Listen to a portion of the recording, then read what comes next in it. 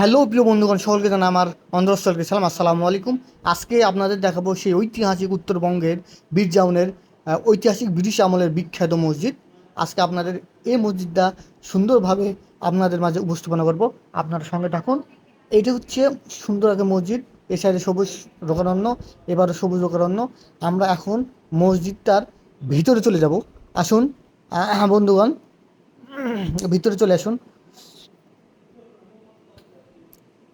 এই যে এটা মসজিদটার ভিতরের অংশ, এখানে সুন্দরভাবে এখানে মিনার দেখেন, এ নামাজ পড়ার জন্য এখানে মিনার আছে।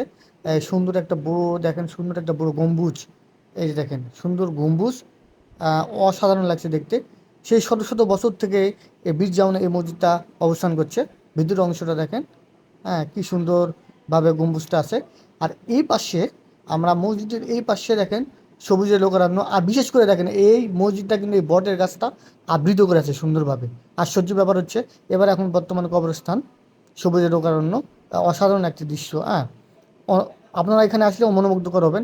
আশ্চর্য বিষয় হচ্ছে এই মসজিদটা এই বটের গাছে আবৃত করা আছে। এবার দেখেন এবার সুন্দর সবুজের লোকারণ্য, সুন্দরভাবে গোটা মসজিদটা সবুজে ঘিরে নিয়ে আসে। সকলকে ধন্যবাদ জানাই।